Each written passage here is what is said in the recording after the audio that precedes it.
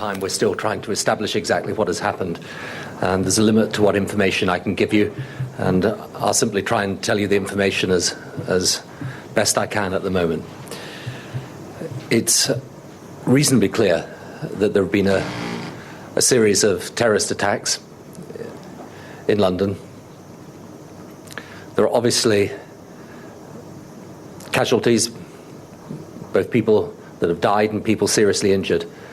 And our thoughts and prayers, of course, are with the victims and their families.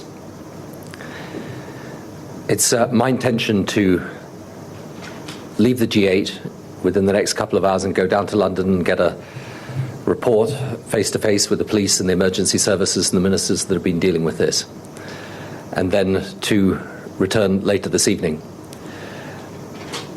It is the will of all the leaders at the G8, however, that the meeting should continue in my absence, that we should continue to discuss the issues that we were going to discuss and reach the conclusions which we were going to reach. Each of the countries around that table has some experience of the effects of terrorism, and all the leaders, as they will indicate a little bit later, share our complete resolution to defeat this terrorism. It's particularly barbaric that this has happened on a day when people are meeting to try to help the problems of poverty in Africa and the long-term problems of climate change and the environment. Just as it is reasonably clear that this is a terrorist attack or a series of terrorist attacks, it's also reasonably clear that it is designed and aimed to coincide with the opening of the G8. There will be time to talk later about this. It's important, however, that those engaged in terrorism realize that our determination to defend our values and our way of life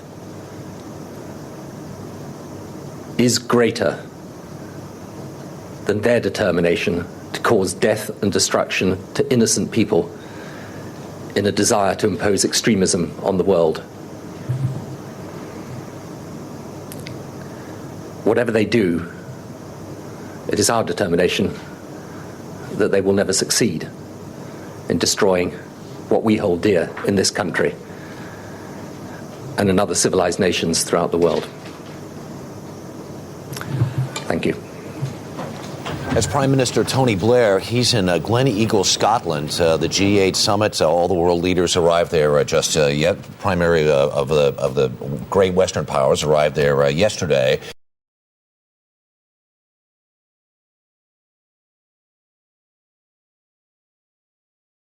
Thank you very much for taking the time to speak with us. What is your impression from what you have seen transpire in London thus far this morning? Well, certainly, initially when it was just a small incident, there was this concern that it was just a power surge. Since then, I can't think anyone I've spoken to, and that depends on whether you can get through. A number of the fixed landlines have been down. Whether that's just due to the weight of traffic, we can't tell. But certainly some of the mobile networks, the weight of traffic seems to have crashed them. People are saying it looks as set as it can be. And this was before the Metropolitan Police seemed to confirm that it was a coordinated terrorist attack. Tony Blair's just said in the last couple of minutes, it's reasonably clear there's a series of terrorist attacks. We have evidence from the London police saying that there are traces of explosions at least one of the locations here. Are you surprised by this? Well, getting a relatively late confirmation, you just needed to look at the pictures of the bus explosion at Tavistock Square, which is about just under a mile from where I am. I heard the explosion. That's not a sort of standard engine malfunction. That was an explosive event. That we've seen coordinated between tubes and bus. Perhaps it's quite strange that, of course, a lot of the attention of the security forces and police was on the G8 meeting up at Glen Eagles, and we don't seem to have seen the same attention to the possibility of things happening down here.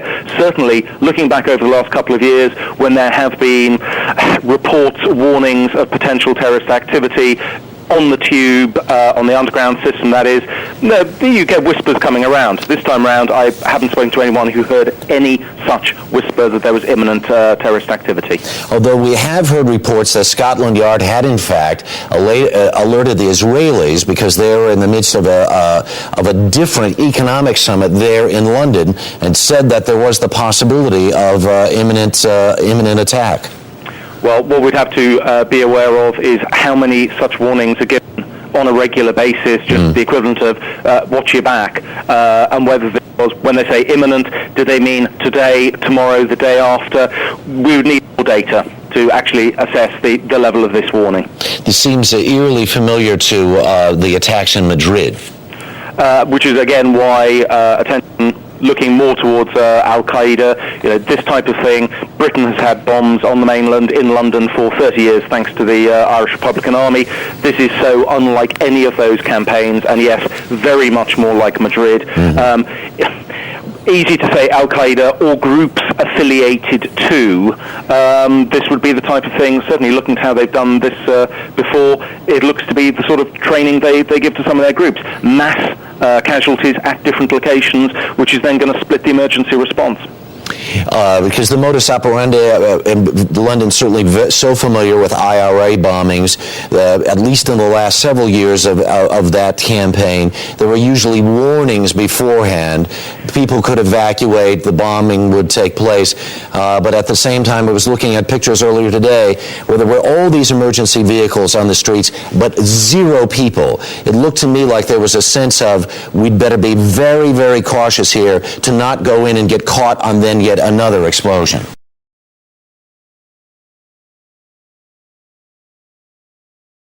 Let's go back to Sheila McVicker, who is on the scene there. He also talked about it's clearly obvious that these attacks were coordinated and that they were terrorist related. Renee, he said it's reasonably clear that these are terrorist attacks. He talked of casualties. He talked of people dying. We do know of 2 confirmed dead who died in an explosion or in the aftermath of an explosion which took place in one London subway station in the east end of London. He also talked about many people being seriously injured. Mass transit in London is an enormously democratic thing. Everyone of all types uses it. That's why so many people will have been affected, why so many people of all different types will have been affected, why perhaps the Prime Minister talked about this as being particularly barbaric. This is what it was like for those people this morning as they described what they saw and what happened to them.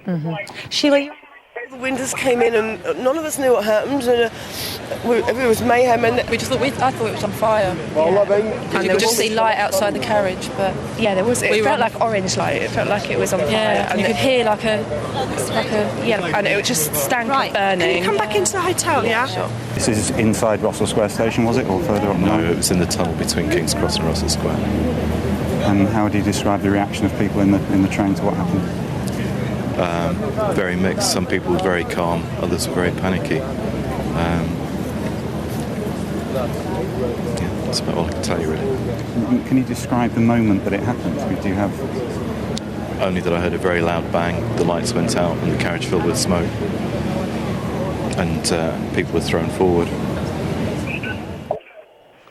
Now, we talked to some other people, Renee and Harry. We talked to one man who told us he was walking down the road when he all of a sudden heard an explosion, turned his head and saw the roof come off the top of a London double-decker bus. He said he began to run. There were people everywhere running.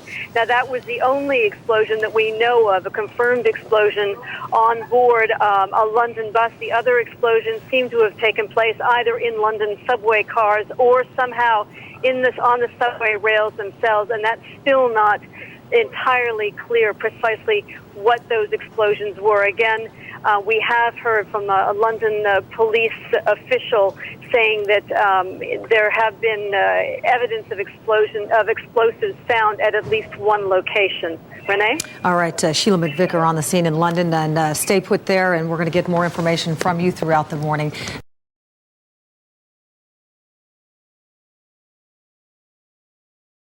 Let's talk with Jim Stewart in Washington right now. Jim, this, of course, has an eerily familiar feel to a lot of people this morning.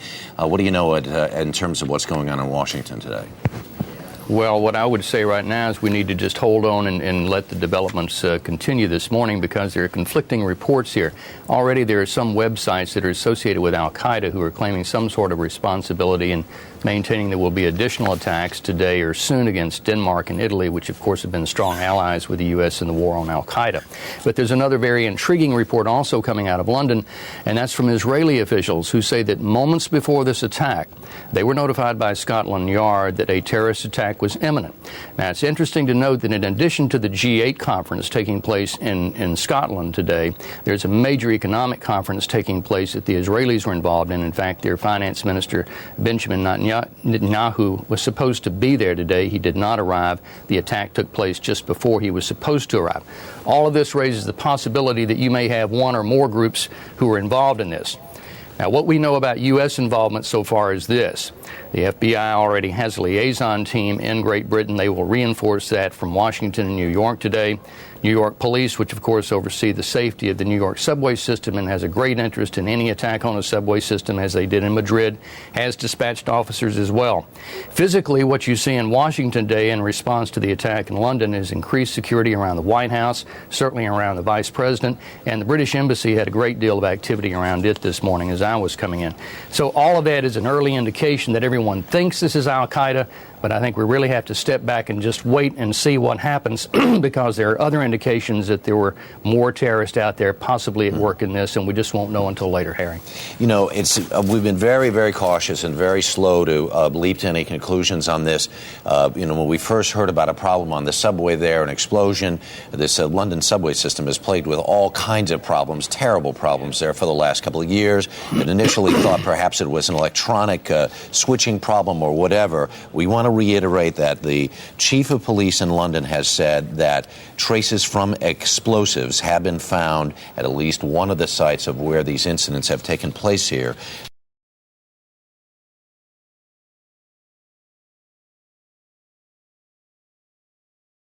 Officials are characterizing this as a series of coordinated blasts this morning during rush hour. At this point, police are confirming 9 injuries and at least 2 deaths. It is believed that some people may still be trapped. Several explosions brought the entire London subway system to a complete standstill today. British authorities are expressing concern this is a coordinated attack and say they found indications of explosives at least one of the blast sites across the city. Some of the passengers evacuated from the underground were injured. Blasts also ripped through buses in the central part of the city. An explosion destroyed a double-decker near Russell Square not long after blasts on subways. Casualties have been reported, and one witness said the top of the bus had been ripped off. British Prime Minister Tony Blair spoke from the G8 summit. It's reasonably clear that there have been a series of terrorist attacks in London. There are obviously casualties, both people that have died and people seriously injured. And our thoughts and prayers, of course, are with the victims and their families. With reports still coming in, emergency crews were working to respond to multiple incidents and assess the scope of the situation. Prime Minister Blair says his tentative plans are to go home to London for a short time today, assess the situation, and then return back to Scotland for the G8 summit later tonight. Reporting live from Washington, Stacey Case. This is a statement on behalf of the G8 leaders, but also the leaders of the 5 countries that have joined us at this summit. And this is our joint and united statement. We condemn utterly these barbaric attacks. We send our profound condolences to the victims and their families. All of our countries have suffered from the impact of terrorism. Those responsible have no respect for human life. We are united in our resolve to confront and defeat this terrorism that is not an attack on one nation, but on all nations, and on civilized people everywhere. We will not allow violence to change our societies or our values, nor will we allow it to stop the work of this summit. We will continue our deliberations in the interests of a better world. Here at this summit, the world's leaders are striving to combat world poverty and save and improve human life. The perpetrators of today's attacks are intent on destroying human life. The terrorists will not succeed.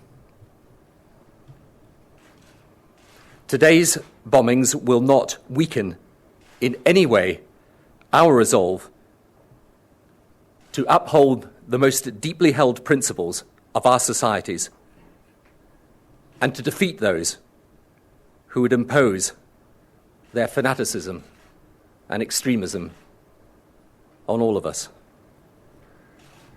We shall prevail, and they shall not.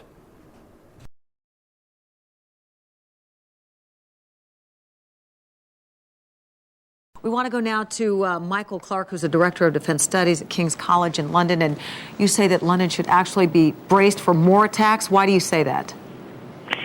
These attacks look as if they're quite expertly done. There's been 7 bombs so far, 6 on trains, 1 on a bus.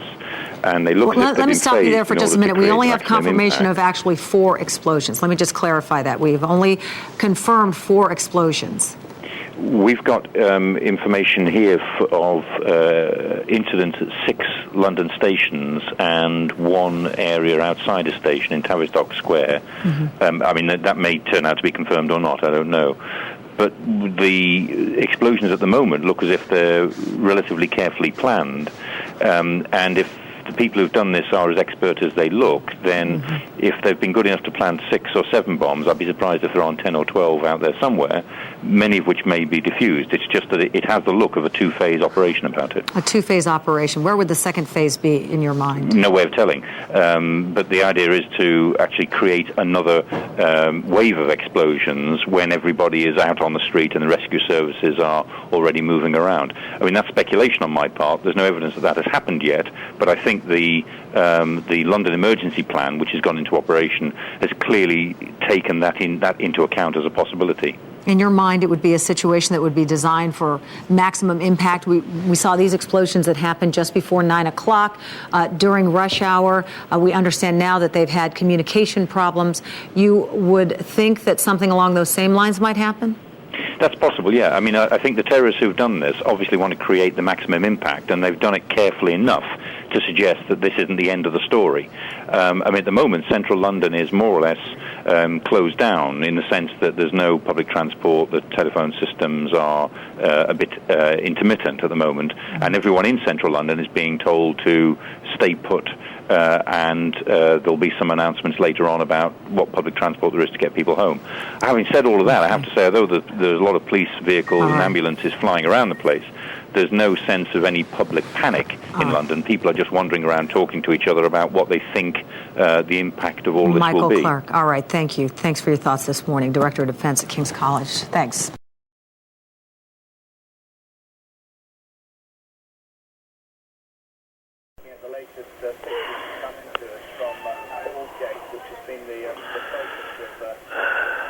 Yeah, so I thought it was on fire. Well, loving.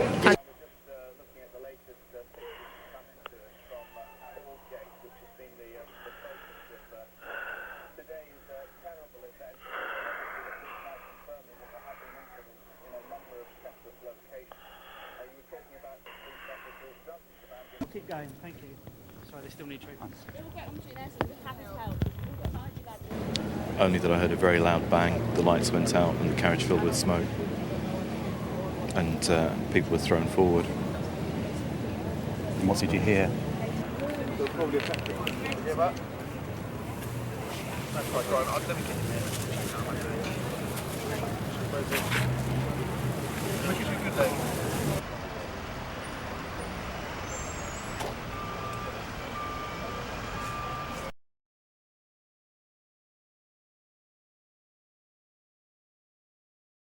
You're watching CBS News. This is a special report.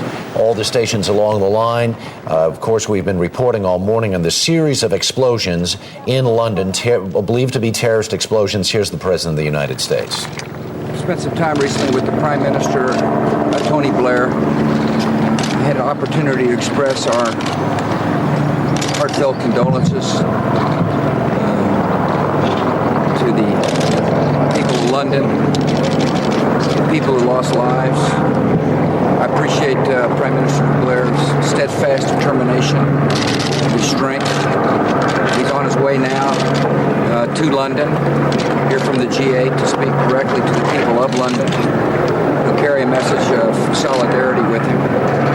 This morning I've been in contact with our Homeland Security folks. I instructed them to be in touch with local and state officials about the facts of what took place here in London and to be extra vigilant as our folks start heading to work. You know, the contrast between what we've seen on the TV screens here, what's taking place in London and what's taking place here is incredibly vivid to me. On the one hand, you got people here who are working to alleviate poverty, to help rid the world of the pandemic of AIDS.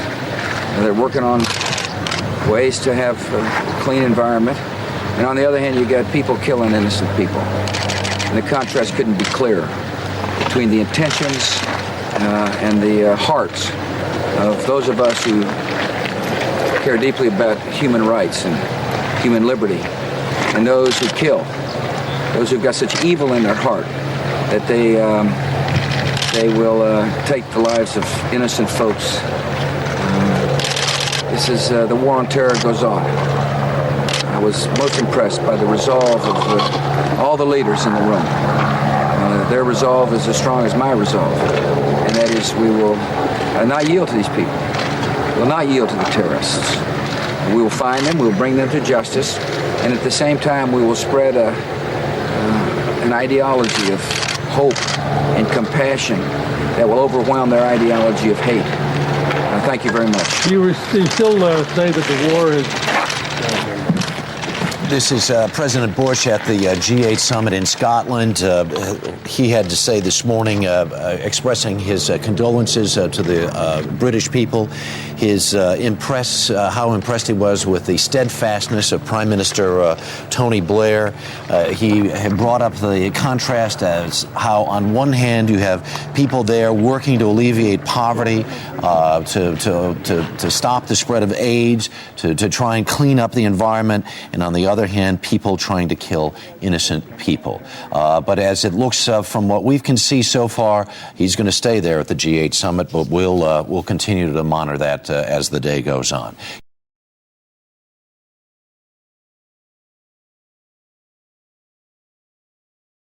The doors opened, more people got on, and literally within 3 or 4 seconds of exiting King's Cross and westbound Piccadilly, there was a massive bang. There was a force of the bang that sent me out of my chair. The whole of the side of the carriage lit up, and smoke started billowing through the carriage. This continued for something like 20 to 30 minutes. There's more and more smoke coming through into the carriage. The carriage, people started smashing the windows with bare hands, umbrellas. There was no emergency hammers, there's no emergency procedures, there's no intercom messages from the driver as to what was going on or how to exit the train. People were screaming, fighting, and then the more and more smoke came in, people started saying the last prayers, as it were, last messages to the loved ones. People then became more and more agitated, thinking they were going to die. And then time started to roll on, and people were still smashing windows, pulling the doors open with their bare hands, trying to get any form of oxygen into the carriage. Then someone said all messages were being passed along from the rear of the carriage where we were at, that the police had arrived, and 2 policemen finally appeared amongst this mayhem and carnage. and people started to exit the tube station and head towards King's Cross on foot.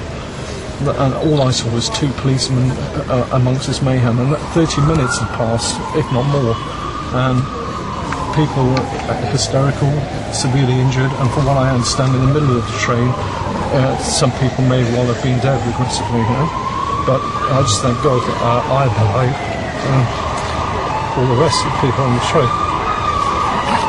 Mr. Power, just hang on there for a second, okay. Remember, we're just going to be live on ITV News.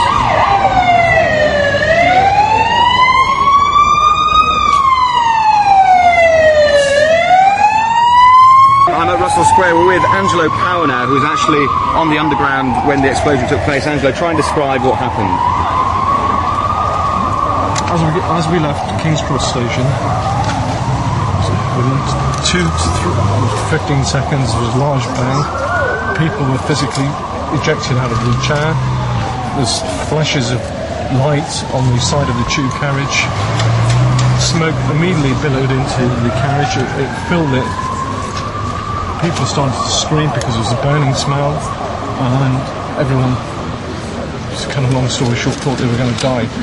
People started saying prayers, praying to God, panicking, breaking the carriage windows with bare hands, anything to get oxygen into the carriage, because the more people tried, the more distressed they became.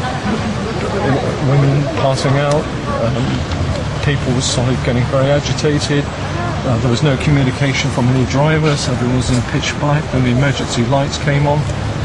And more smoke started coming into the carriage, and we were there for something like 20 to 30 minutes, during which the smoke intensified, the screaming intensified, the hysteria, and that's what it was, became almost pandemonium. And then eventually somebody said that someone at the back of the carriage, because I was on the second to the back carriage, that had managed to force the door open, but they wouldn't get out because they thought they were going to be electrocuted by the live train lines.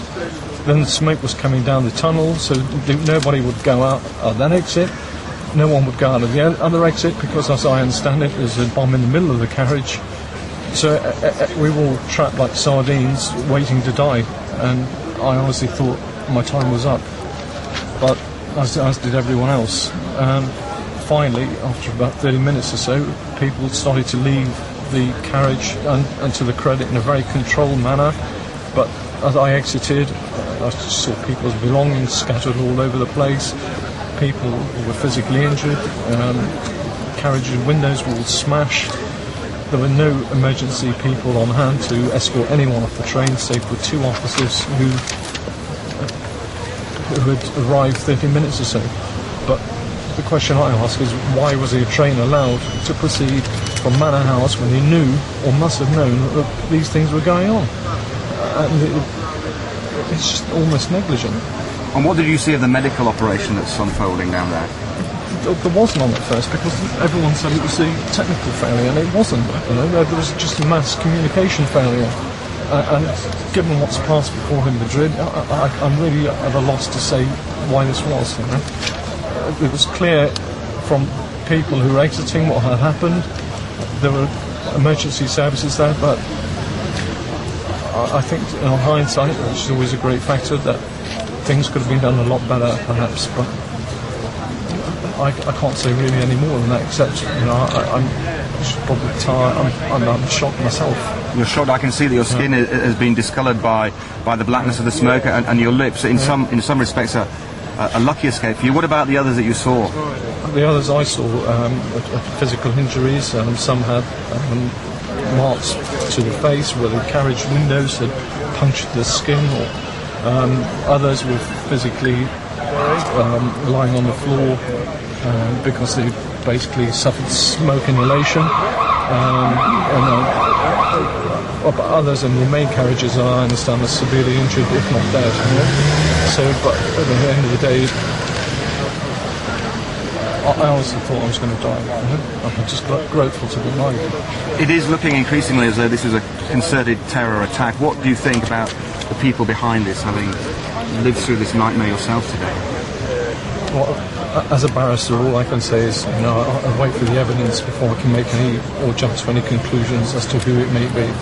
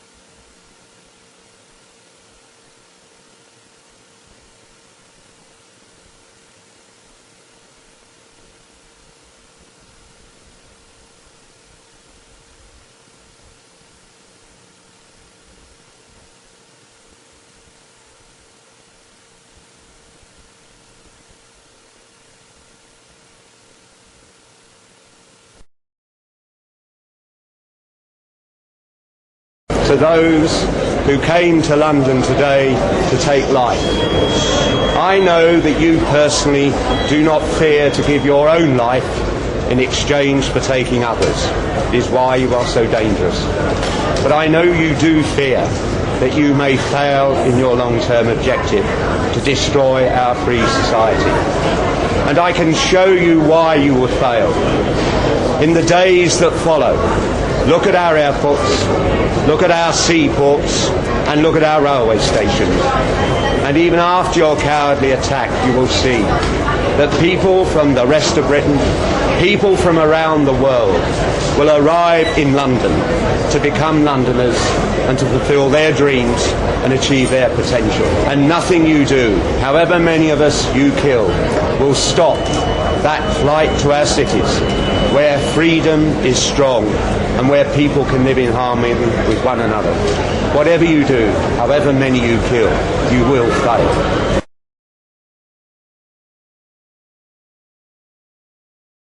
You're watching a special report from CBS News. I'm Harry Smith in New York. Terrorist attacks in London this morning. A series of coordinated explosions ripped through the underground subway system and a double-decker bus. Here's the latest. There were at least 4 confirmed explosions targeting London's subway and bus system. Now, a U.S. official says at least 40 people were killed. We do not have that as a confirmation from authorities in London, but that's an unconfirmed report from a U.S. official saying 40 were killed, more than 300 injured, at least 150 seriously. London subway and bus system has been shut down. British Prime Minister Tony Blair left the G8 summit in Scotland for the capital. He's called the attacks barbaric. Security in this country has been stepped up, especially on transit systems around the country. And President Bush, also in Scotland, said he's been in touch with security officials in the United States and in asking all Americans to remain extra vigilant. The president said world leaders are resolved to defeat terrorism, and we want to go to Sheila McVicker, who's in London on the streets there, has been with us all morning with the latest from there. Good morning again, Sheila. Good morning, Harry. Well, as you said, the casualty figures are changing. There are 2 confirmed deaths that British police here have confirmed. They're deaths that took place in the explosion which happened at a subway station in the east end of London, the Aldgate station. Now, we for the first time, have got a chronology of these explosions. They took place over basically an hour-long period. The first blast coming just over 6 hours ago now at that Aldgate station in the east. A minute after that, ambulances were alerted. Half an hour and 40 minutes after that, there was an explosion in the west end of London at Edgware. 10 minutes later, another one at a major both rail and subway station, followed by another 10 minutes after that, a bus explosion. Now, we were talking to people in this area. This is very close to the neighborhood where that bus explosion took place. And one of the eyewitnesses described to us what happened. We've been talking to eyewitnesses throughout the morning. The smoke is behind us, and it's just pandemonium there for a few seconds. And Can you describe the explosion? Just a great puff of smoke, really, more than anything else. And you see the debris, and the thing that stuck in my mind more than anything is the roof of the bus just literally coming off. It's the one thing that's going to stick in my mind for a long time. But it was just a big pile of smoke and debris, and I think a couple of buildings, a bit of concrete off the side of the buildings or something like that. And people hurt? I believe so. I've seen a couple of people with sort of cuts and bruises. Harry, those casualty figures set to change as we learn more about what's taken place here today in London. All right, Sheila McVicker live in London. Thank you.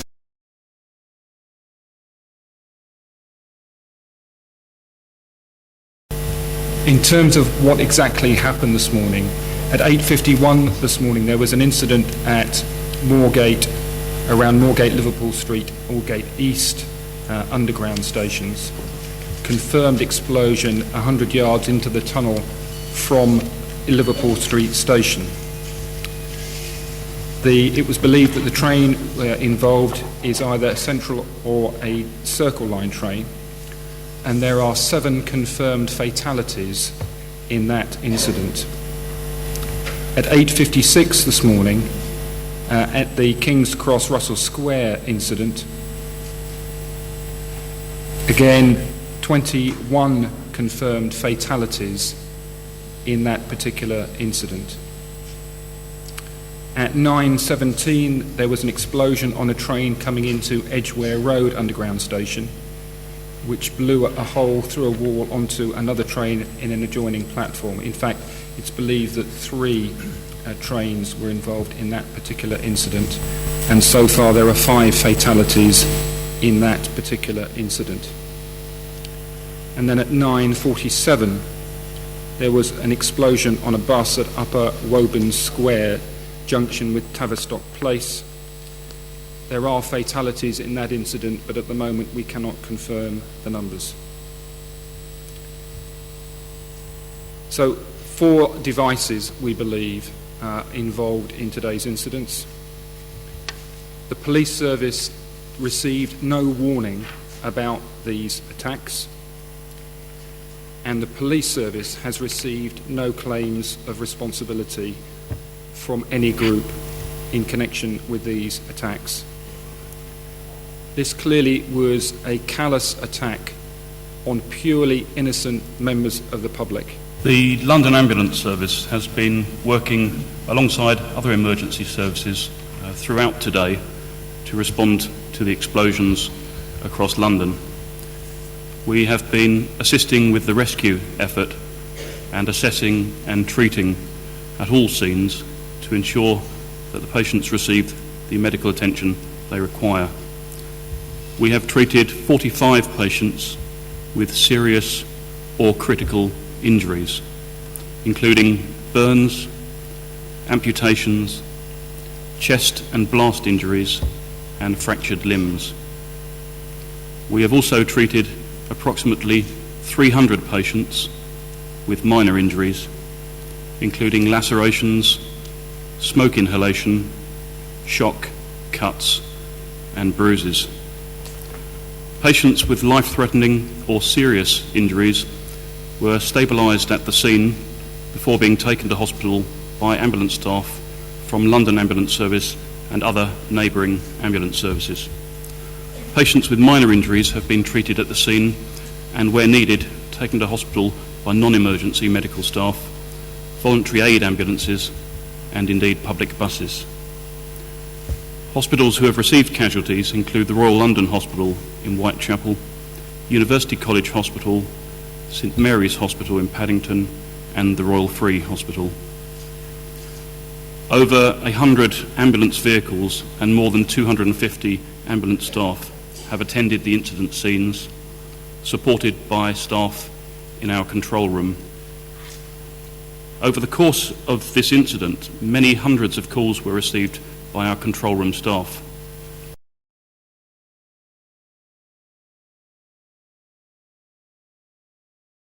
In this country, the terror alert level for trains and subway systems has been raised. President Bush, also in Scotland, says he's been in touch with security officials in the U.S. and is asking all Americans to remain extra vigilant. The president said that world leaders are resolved to defeat terrorism. CBS News correspondent Jim Stewart is live in our Washington bureau with more. We understand, Jim, the terror alert here in this country has been raised? Well, Renee, in approximately a half an hour or so, the Homeland Security Secretary Michael Chertoff is expected to hold a news conference and announce that he is going to raise the terrorist alert to orange for subway and rail systems. This is a far more measured response to a terrorist attack than we've seen in the past. Once before, we have designated a specific area to raise the alert in around the financial districts after surveillance took place there. So it would appear that this is very specifically pointed at just the subway and rail systems, which went on a higher alert right after these London attacks. Now, in terms of the investigation, this is a totally British-run effort right now. The U.S. authorities say they hope to learn from the Brits more details about these attacks so they can dovetail their own security plans with them. Right now, the Brits are fully in charge of this, and very few details are coming out. There is some suggestion that the attack aboard the bus in London was carried out by a suicide bomber. That is not confirmed, and that the other three were package bombs. This would seem to indicate that there was a support system inside London. Not surprising, since al-Qaeda has picked up its recruitment in that area ever since the Gulf, or not the Gulf War, but the war in Iraq began, Renee. Should emphasize again that there has been no verification of whoever has claimed responsibility. We have a number of people, websites that have popped up claiming responsibility, but none independently confirmed. Right, Jim? There is a senior official in the FBI who has devoted virtually his entire career to studying al-Qaeda. He says he's never heard of this outfit, which on a website calling itself the new al-Qaeda of Europe is claiming responsibility, but that's not a great deal of surprise. They've been on the webs a lot lately. Right. CBS's Jim Stewart, thanks. For the latest, stay tuned to the CBS station.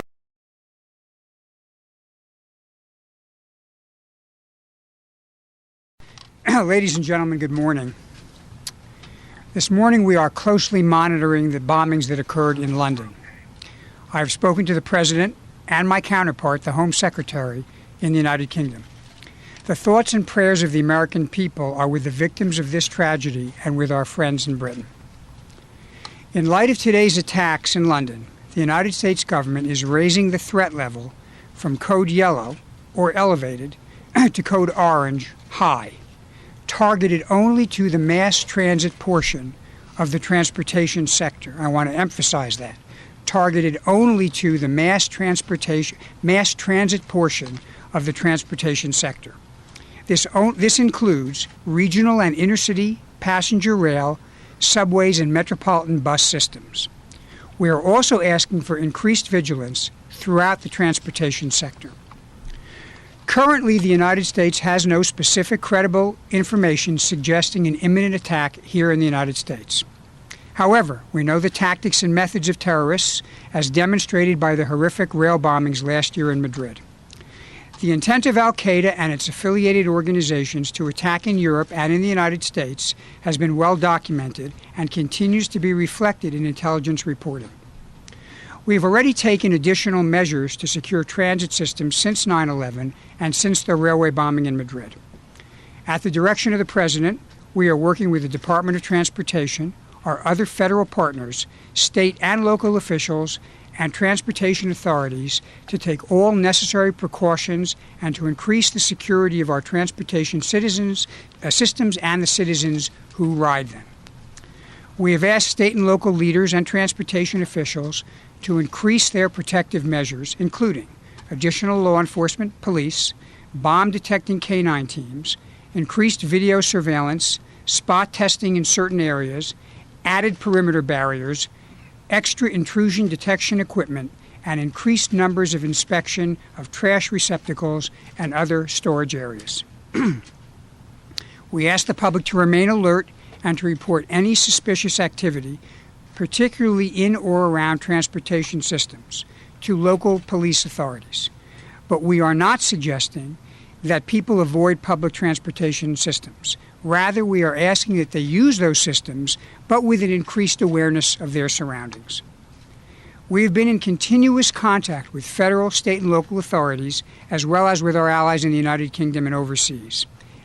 We are concerned, and we look to the United Kingdom authorities as they continue to investigate this incident.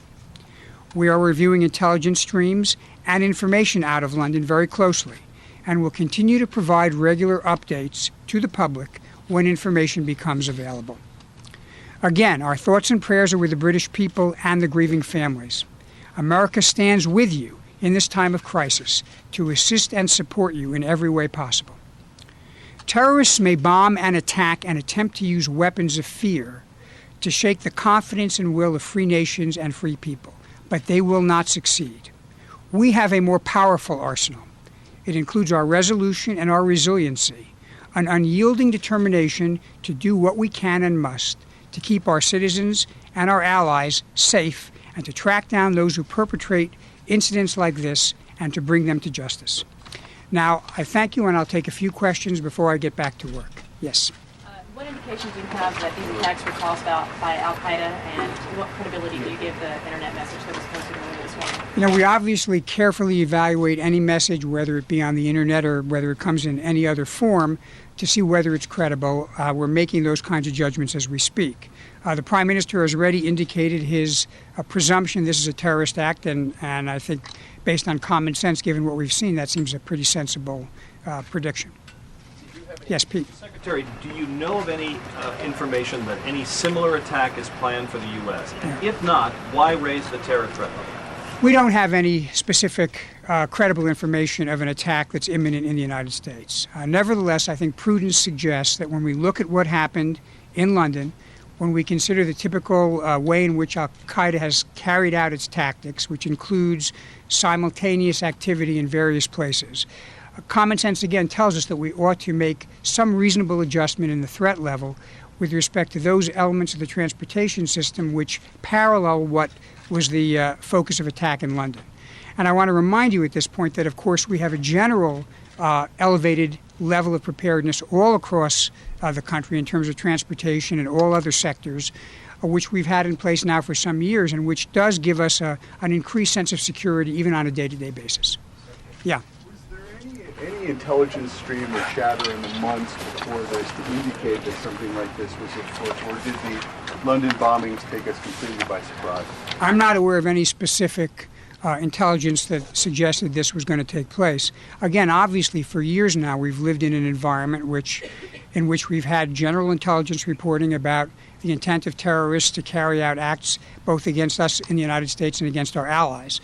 And it's been that mindfulness that has led us to, again, keep an elevated sense of preparedness as we go forward on a day-to-day basis. But we're going to continue to review and see what intelligence is out there as we go forward in the future. Yeah. Calls for significant increases in funding to better secure transit. Senator Schumer said he proposes an extra $100 million be added to the budget. Do you think there's sufficient funds? Should more money be added to better secure transit by grant funds from DHS? You know, I think we are looking comprehensively at the issue of security policy. We've done a fairly extensive review over the last few months, and we're going to be coming out with some policy proposals about what we need to do to enhance our preparedness and to make sure we're doing the best we can to optimize the protection we give our infrastructure. I wouldn't make a policy decision driven by a single event. I think our priority here is to get to the bottom of this, make sure we understand what the dimensions of this set of acts are, who perpetrated them, determine whether any lessons and intelligence that we're going to gain from this, and then move forward. Yeah. With the millions of commuters across our country, is it even possible to make these transit systems safe? You know, I think our transit systems are safe. And in the time period since 9/11, and frankly in the time period since Madrid, we've worked with the Department of Transportation, with our state and local partners all across the country to raise the level of everyday protection. And that includes detection equipment, it includes police presence, it includes protocols. So I actually think we have a very safe system. But the fact remains, we've had an incident in London. We feel that at least in the short term, we should raise the level here because obviously we're concerned about the possibility of a copycat attack. But again, we operate from a baseline of preparedness that is much, much stronger than it was prior to 9/11 and frankly stronger than it was prior to Madrid. So I think that's something which ought to reassure the American public, whether they travel on trains or whether they're in other forms of transportation. Thank you. Thank you very much. Any of your staff to alternate locations? We're here. You can see I'm here. We're going to continue to monitor the situation. Again, we always, as a matter of prudence, have in place alternative measures if we need to take steps because of some kind of an interference with our ability to operate out of this facility. But again, this is not an occasion for undue anxiety. It's an occasion for a sense of sympathy and solidarity for our allies over in Britain, a renewal of our determination to keep our country safe, and a measured and appropriate response in terms of dealing with what has happened overseas. Thanks very much. Thank you. One question for